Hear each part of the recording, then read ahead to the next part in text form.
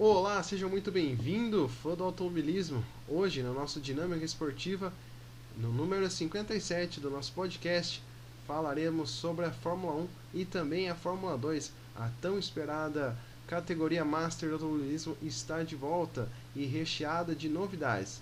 Primeiro, a gente vai comentar o novo formato da Fórmula 2, que agora abrange 3 corridas no final de semana. Nenhum brasileiro foi bem, mas os pilotos da academia da Red Bull foram fenomenais. Eu sou Luiz Andretti e ao meu lado está Thales Cristiano. Olá pessoal, olá amigos que acompanham aqui a gente no Dinâmica Cast. Mais uma temporada se inicia, Fórmula 2, Fórmula 1, Fórmula 3 daqui a umas semanas. Vamos começar falando da última categoria de acesso antes da Fórmula 1, que começou antes da Fórmula 1 com um formato diferente. Vão ser 8 finais de semana ao longo da temporada, com 3 corridas em cada final de semana. Começando a primeira vez agora no circuito do Bahrein. Tivemos 2 corridas de sprint no sábado e a corrida principal no domingo de manhã. Como você bem destacou, os pilotos da academia da Red Bull foram muito bem. Destaque para o Liam Lawson, piloto da Nova Zelândia, e para o Jehan Daruvala, piloto indiano. Ambos foram muito bem ao longo do final de semana. O Lawson venceu a primeira corrida. Na segunda corrida acabou levando um toque do Filipe Drugovich, que acabou causando seu abandono na prova. E na terceira corrida ele fez outro pódio, né? Se não fosse o Drugovich, que acabou sendo punido pelo acidente, ele teria feito pódio nas 3 corridas, né? E outro destaque também foi o chinês Guan Yu Zhou. Ele que é companheiro de equipe do Filipe Drugovich. O pessoal brasileiro, principalmente, com muita expectativa em cima do Drugovich, né? Após uma temporada excepcional que ele fez na temporada passada na MP Motorsport. Essa temporada não foi exatamente a mesma coisa, pelo menos o começo, né? Ele que acabou tendo o bico quebrado na corrida número 1, a corrida número 2 acabou tocando com o Liam Lawson e levando 10 segundos de punição, com isso caindo para fora dos pontos. E na corrida 3, ele que estava andando lá brigando pelo pódio, foi punido por causa de infringimento sobre o safety car e acabou caindo para a 9ª posição. Né? Ele fez apenas 2 pontos em 3 corridas, um resultado que ele não esperava, não foi bem para ele.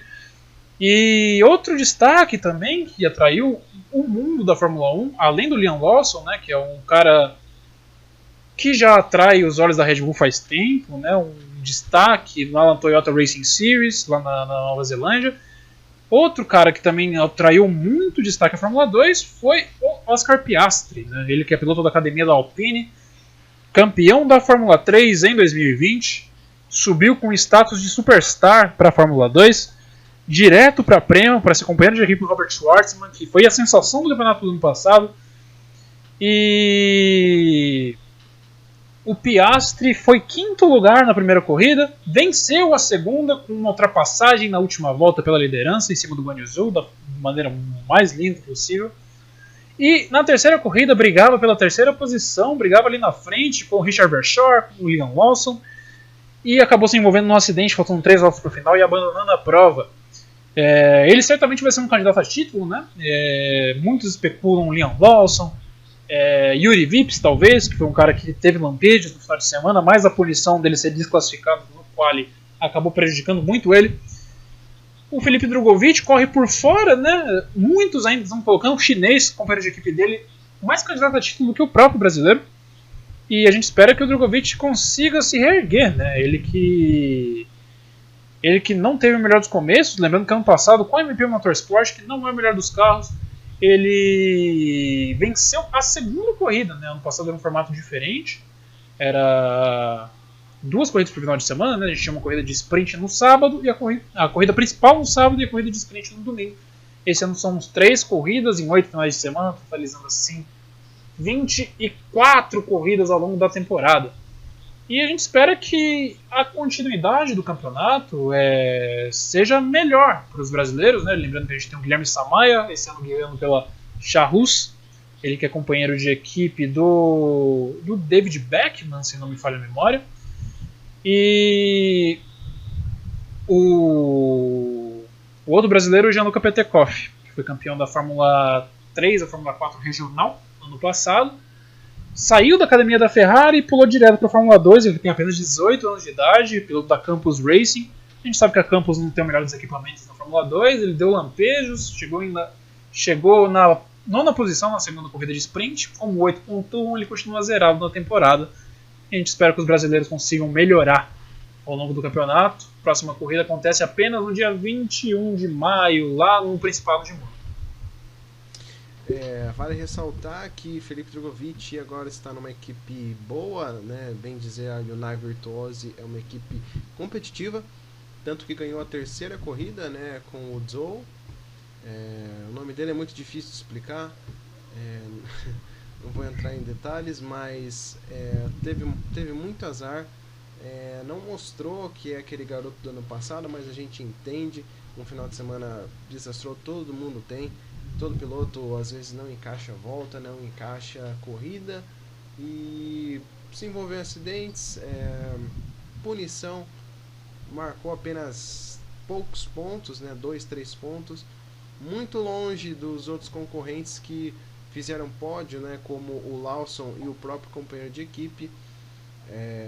Uma pena, vai ter que remar bastante e talvez, se continuar assim de novo, a luta pelo título vai já estar meio que encerrada para ele. Um piloto que tem que mostrar muito talento nesse seu segundo ano numa equipe de ponta, para mostrar pelo que veio, né?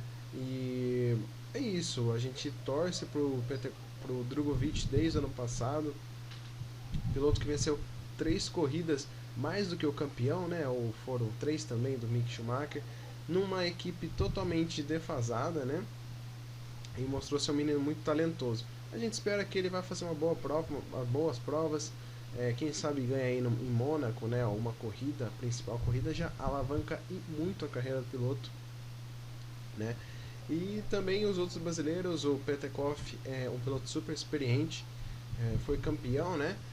Ano passado com a Prema na Fórmula 4 e não teve como subir para a Fórmula 3, mas ganhou um presentão de ir para a Fórmula 2. Talvez vá brigar por pontos, quem sabe por pódio. E o Guilherme Samaia, que começou a andar bem, tá ali no top 15, mas ainda a gente não tem muita coisa concreta sobre o Muso, né? Exatamente. Ele fez uma temporada um pouco patética no passado pela Campos, né? Esse ano ele tá em uma equipe um pouquinho melhor, se eu não me engano, ele tá na Charrus, vou só apenas confirmar aqui na minha colinha. Exatamente, na Charrus, que é um carro melhor. Ele é companheiro de equipe do David Beckman, que subiu da Fórmula 3. Só que a diferença já começa aí, né? O David Beckman fez pódio na primeira corrida e o Samaia continua zerado. Com certeza. A gente também não sabe como ele conseguiu essa vaga nessa equipe, mas vamos torcer, né, pro cara. Às vezes ele desencanta, né, começa a fazer seus pontos, quem sabe aí fazer alguns pódios. Como você disse, a próxima etapa vai ser uma rodada tripla em Mônaco, mas por depois de um mês, né, a gente volta a falar de Fórmula 2. Agora a gente vai falar da tão aclamada Fórmula 1. Final de semana, pré-temporadas e os treinos livres foram dominados pelo holandês voador. Max Verstappen e sua Red Bull dominaram tudo e fizeram a pole position em cima das duas Mercedes no GP do Bahrein. Diga lá, Thales. Exatamente. Pré-temporada, Mercedes com problemas, treinos livres, a Red Bull dominando, qualifying, Red Bull na pole pela segunda vez consecutiva na carreira. Pela primeira vez que isso acontece na carreira do Max, ele conseguiu 2 poles em sequência, GP do Abu Dhabi no ano passado e agora no Bahrein. A gente pensou, Red Bull com tudo, né? A Honda com boatos que estava escondendo potência nos treinos livres, né? Ficou todo mundo em choque, ainda mais quando viu a AlphaTauri andando no top 5 lá nos treinos classificatórios. E na corrida a gente viu um conjunto de ações que acabou tirando o doce da boca do Verstappen, tirando a vitória das mãos dele, né? Esses conjuntos foram erro de estratégia da Red Bull, erro de esclarecer o que pode e o que não pode por parte da direção de prova, que foi crucial, querendo ou não, uns falam que não, mas eu afirmo aqui que foi crucial isso no resultado da corrida. E também a excelente atuação do Lewis Hamilton, né? O cara que em situações adversas, ele com o conjunto da Mercedes, que é bastante enxuto, você não vê a Mercedes cometer esse tipo de erro, tanto estratégico quanto na operação. Ah, mas tudo bem, erraram o pitch do Bottas, fizeram um pitch de 11 segundos na parada do Bottas. Mas o Bottas não ia ganhar. Exatamente, e o Hamilton ele foi capaz de entregar, né? E pela segunda vez a gente pode dizer que a Mercedes dá um nó tático na Red Bull, né? Para quem lembra, a outra vez que eu lembro que isso aconteceu foi no GP da Hungria de 2019, né? Que o Max fez a pole naquela ocasião, tinha um carro mais rápido naquela ocasião, foi para uma estratégia de uma parada só, a Mercedes apostou tudo numa estratégia de 2 paradas, diferente do que a Red Bull estava fazendo com o Max, e alcançou ele nas voltas finais e ganhou a corrida. Nessa vez foi meio que diferente. O Max largou de médio, parou a primeira vez para pôr mais um jogo de médio, depois parou para pôr um set de duro no final, enquanto o Hamilton fez médio, duro e duro. E o Max tinha tudo para alcançar o Hamilton no final, né? Ele que não tinha o melhor composto, por assim dizer, no instinto final da corrida, mas ainda assim era capaz de tirar um segundo por volta do piloto da Mercedes. Porém, entra agora o fator dos limites de pista, né? O Hamilton, ao longo da corrida, queimou 29 vezes os limites da curva 4. A Red Bull começou a mandar que o Max fizesse a mesma coisa. Quando ele começou, aí a direção de prova não quis mais que ninguém fizesse, mas aí o Hamilton já tinha uma excelente vantagem, né?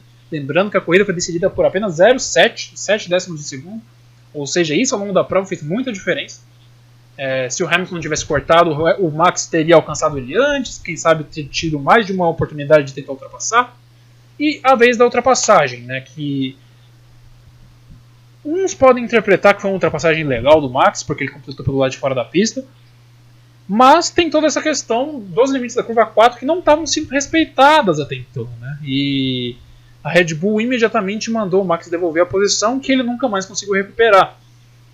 Eu acho também que, como chefão, como o cara que toma as decisões na Red Bull, eu não mandaria o Max devolver a posição, deixaria ele tentar abrir o máximo que pudesse na frente, faltando 3 voltas. Não sei se ele conseguiria abrir 5 segundos, que seriam necessários para uma eventual punição. Porém, era muito discutível após a corrida. A gente poderia ter um debate acalorado entre os membros da equipe Red Bull com os comissários da FIA sobre o que pode e o que não pode, que em momento nenhum ficou claro no final de semana o que podia, o que não podia. E isso sim eu acho que deveria ter sido feito, né? É semelhante também ao que aconteceu no GP do Canadá de 2019, com aquela polêmica gigantesca entre Vettel e Hamilton. O Vettel acabou escapando da pista, voltou e puniram ele por um motivo totalmente sem sentido, que não foi por sair da pista e ganhar vantagem. Falaram que ele voltou para a pista em condições seguras, uma coisa assim. Foi um motivo muito confuso, assim como ficou confuso esse final de semana os limites de pista na curva 4. E nesse caso as equipes têm que fazer o seu papel, puxar o máximo para tentar extrair o melhor resultado. Lembrando que mesmo com uma eventual punição de 10 segundos do Max, não faria a menor diferença, já que o Bottas estava muito atrás, na terceira posição. Foi uma disputa aí muito polêmica, né? A gente sabe que às vezes na Fórmula, às vezes não, a maioria das vezes o track limits ele é muito respeitado, né? Eles seguem à risca isso. Porém, realmente veio a ocasionar a última batalha, né, por posição pela vitória, que aconteceu essa coisa polêmica. Se o Max tivesse passado ele por algum lugar, numa reta, e o Hamilton recuperasse, coisa que nem ia acontecer, lógico, mas se ele recuperasse e ganhasse a corrida, ninguém nem ia saber que ele cortou 29 vezes ali o track limits.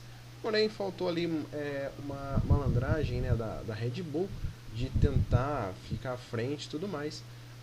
Porém, Max devolveu a posição, ficou em segundo lugar. Corrida maiúscula do Max e também do Lewis Hamilton. Porque se você falar que o Lewis não é um cara bom, a gente vai estar colocando o Lewis como um Bottas da vida, que nem apareceu na corrida. Ele fez o que tinha que fazer porque estava com uma Mercedes, né? E por aí vai. Foi uma bela prova, muitas ultrapassagens. A gente viu 2 equipes novas a Alpine e a Aston Martin não andando tão bem quanto aparentava. Pegou os espólios ali. Na verdade é a equipe Renault, a Alpine, porém equipes que têm o menor rake, que é aquela altura de traseira, dizem que ela está sofrendo com esse novo regulamento, ou seja, a Red Bull e a AlphaTauri, que tem aquela traseira mais elevada, como você dá para perceber, tem muito mais chance de ser um bom desempenho com essas novas regras de assoalho. Então a gente viu ali Fernando Alonso andando toda a sua parte, a maior parte da sua corrida, até ter um problema nos freios ali no top 10, largou em oitavo, ali ultrapassou o sétimo, ficou em sétimo, depois foi caindo, natural de acontecer com um carro que é o dele. E depois a gente teve também Vettel, que se envolveu com o Ocon, e por aí vai. Mas também muito legal de ver a McLaren sólida, muito bem estruturada. Norris P4, Daniel Ricciardo P6, não decepcionou ninguém. Tá muito bem a McLaren, motor Mercedes, o carro está bem acertadinho. Estão aí para ser o terceiro mais uma vez. Não vejo que a Ferrari vai fazer frente à McLaren esse ano. Então aí a gente pode ter Mercedes, Red Bull e McLaren como as três melhores equipes. Exatamente, e eu vou até um pouco além, eu diria que a gente, pela primeira vez em muitos anos, eu acho que desde o início do regulamento híbrido, a gente vai ter uma batalha pelo título de construtores. A gente desde 2014 não vê isso acontecer, né? E esse ano eu acho que é muito provável, se o Pérez conseguir entregar seus resultados semelhantes ao do Max Verstappen, ele se sair melhor que o Bottas, consequentemente. E, eventualmente, quem sabe o Verstappen, mesmo que não consiga ganhar do Hamilton, mas fique ali, a Red Bull tem uma chance séria de conseguir desafiar a Mercedes pelo título de construtores, né? A gente lembrando que o Pérez, por causa de um erro da equipe, acabou ficando fora do Q3. Na largada, na volta de apresentação, o carro morreu, apagou totalmente, e com isso ele conseguiu resetar o sistema, conseguiu voltar aos boxes, e com isso teve que largar da última posição do pit. E mesmo com tudo isso, andando no meio do tráfego, ele conseguiu chegar até na quinta posição. Foi eleito o piloto do dia. E foi bastante interessante de ver o que o Pérez foi capaz de fazer, né? Ele conseguiu alcançar o Leclerc nas voltas finais. A Ferrari, que está um pouquinho melhor do que estava no passado, mas a verdade é que ainda não tem resultados satisfatórios, né? A Ferrari talvez não tenha evoluído. Quem talvez regrediu em quesito de desempenho foi justamente a Alpine e a Aston Martin, né? A corrida desse domingo foi muito clara para fazer a gente ver o quanto essas duas equipes estão tendo dificuldade. A Alpine mostrou um pace de corrida melhor da corrida, mas na segunda metade, ou na segunda metade dos stints, com os pneus mais desgastados, eles acabavam perdendo rendimento e virando presa fácil para todos os outros. A Aston Martin, a gente viu mais ou menos o oposto. Com pneus novos, eles não tinham um bom rendimento, mas na segunda metade do stint, os pilotos estavam sendo capazes de brigar e batalhar por posições. Como a gente viu na batalha do Vettel, do Alonso e do Sainz em dado ponto da corrida, o Vettel com pneus extremamente desgastados foi capaz de fazer frente mesmo assim, até depois se envolvendo no acidente com o Ocon, como você destacou. E o Stroll, a gente que acompanha a Fórmula 1, a gente tem um pouquinho de preconceito com ele, né, por ser piloto pagante e tudo mais, mas uma coisa tem que ser dita, que ele está evoluindo. E fez uma corrida excelente, né? Conseguiu o primeiro ponto da Aston Martin da temporada, com 10º lugar. Perdeu a posição para o Tsunoda na última volta, né? Uma batalha que foi bastante interessante ali. E a gente espera que tanto a Alpine quanto a Aston Martin melhorem um pouquinho de desempenho daqui pra frente, porque não vai ser nada legal ver Alonso e Vettel brigando pela 12ª posição, como a gente viu em dado ponto da corrida, né? Como você disse, o Pérez teve um problema. Magistralmente ele saiu dos pits para chegar em 5º lugar. Acho que quem tem que se preocupar mesmo é a Mercedes, pelo fato de que o Bottas parece que também está um pouquinho abaixo do Pérez, né? O Pérez ele evoluiu muito nesse ano de 2020, depois que ele pegou Covid-19, acho que ele ficou bem melhor. O Bottas que se cuide, né? Agora, dado os dados aí da corrida, que o Pérez fez é uma coisa assim que a gente vai esperar que ele faça muito mais. Agora falando da Ferrari, eu acho que a Ferrari ficou no mesmo nível, até que a primeira corrida o Leclerc conseguiu um pódio, né, se eu não me engano. E Exatamente. a troca foi mesmo do Sainz com o Vettel. Eu acho que isso que fez a diferença. O Leclerc fez o que deveria ter feito e o Sainz também fez o que deveria ter feito e ficou aí no top 10. Detalhe agora é do Yuki Tsunoda, né, um dos melhores estreantes, né, da categoria. 2 pontos para casa de AlphaTauri, driblou aí o Gasly, um piloto experiente da casa, para se tornar um fenômeno nessa corrida. Todo mundo aí tá achando que ele vai ser o cara, é o cara, e vamos ver nas próximas corridas, né, o que o japonês vai aprontar. Exatamente. O Gasly acabou se metendo no acidente tanto quanto bobo ali na relargada, depois do safety car do início. Quebrou o bico e não conseguiu se recuperar mais depois disso. Né? Ele teve que parar por causa dos danos na asa, ficou praticamente uma volta atrás do restante do pelotão em condições normais de bandeira verde, não conseguiu alcançar, evidentemente, acabou apenas na 17ª posição. Ele que largou de 5º lugar, um excelente resultado no quali do Gasly, né? Porém acabou sofrendo esse infortúnio aí que impossibilitou ele de brigar, ele que certamente ia pontuar, né? Talvez se ele não tivesse esse problema a gente não teria Aston Martin pontuando com carro nenhum. E falando dos outros estreantes, né, o Mick Schumacher e o Mazepin pagando todos os pecados nessa Haas, né? A gente vai comentar um pouco, né, desse troféu abacaxi do dia, que foi o Mazepin, piloto que não tem uma torcida na Fórmula 1, um piloto muito... não tem carisma, né, como diz aí muita gente do paddock, diz que ele não é um piloto carismático. Demorou 28 segundos para ele abandonar a corrida desde a largada, né? Ele rodou em todas as sessões do final de semana, nos treinos livres, nas qualificações e na corrida, que não durou nem um quarto da volta. A gente não precisa dizer mais nada, não é um cara que a gente vai comentar muito aqui. E agora foi uma pena, Mick Schumacher, piloto que era para ir para a Alfa Romeo, houve um equívoco muito grande aí de ter colocado o menino na Haas.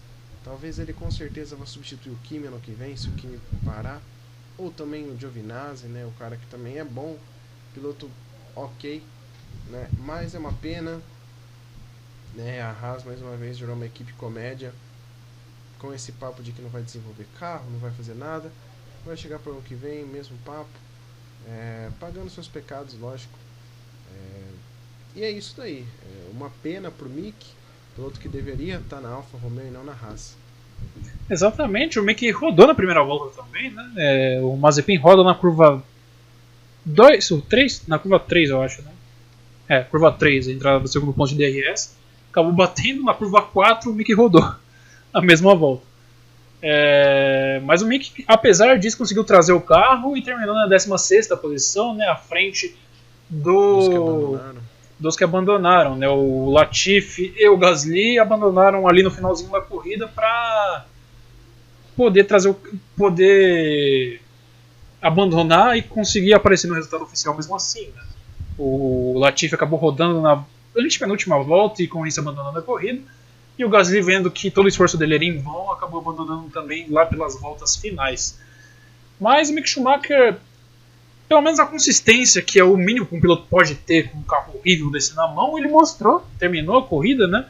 Em uma corrida que seja um pandemônio, que vários acidentes aconteçam, possa estar chovendo, eventualmente a gente pode ter uma corrida assim nessa temporada, ele tem que estar ali para capitalizar, né? A gente lembrando que temporada passada o Latifi, logo na sua primeira corrida na Fórmula 1, quase pontuou desse jeito. Foi 11º lugar naquele GP da Áustria, onde 9 abandonaram. Ele foi o último dos que terminaram a corrida, mas ficou a um abandono de pontuar logo na sua estreia, né? Que seria bastante icônico. Mas a gente... Isso, exatamente. Mas o Mick Schumacher provavelmente vai fazer essa temporada na Haas, sair de lá e deixar aquele navio afundar de uma vez por todas. Sim, com certeza. Agora a gente vai falar de outra equipe.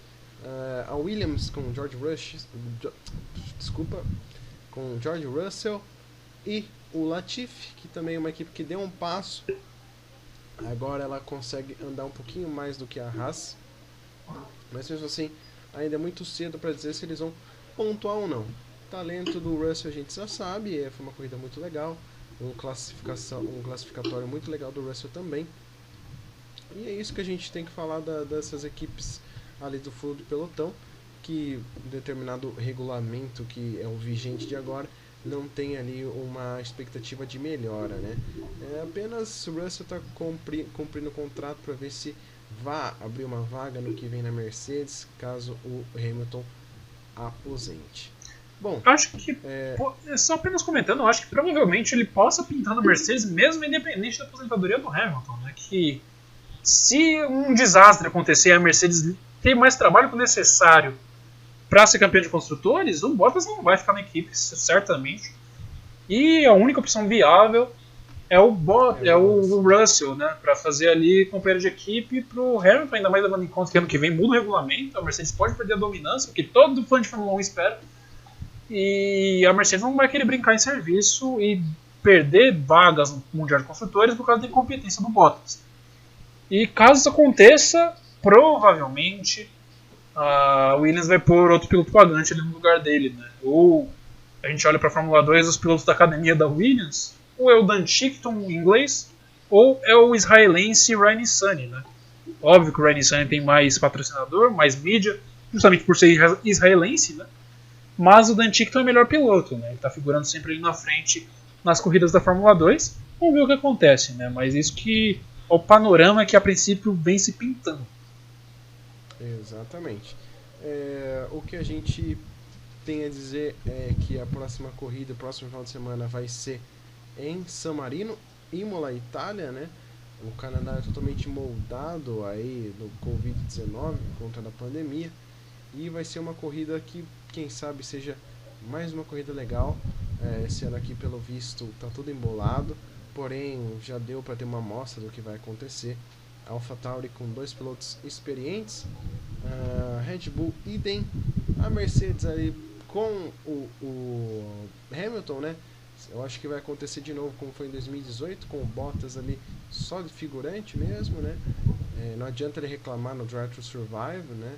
Ele sempre faz, mas na hora de mostrar o serviço ele não mostra. Lógico que a gente sabe que o Lewis Hamilton é um piloto que é muito difícil a ser batido, tanto quanto o Max Verstappen, tanto quanto foi o Fernando Alonso, Michael Schumacher. A gente sabe bem que ser o segundo piloto, dividir a garagem com esses pilotos é difícil, é às vezes triste, né? Mas a gente vai vendo ao longo da temporada. Tudo que acontecer a gente vai trazer aqui no nosso podcast.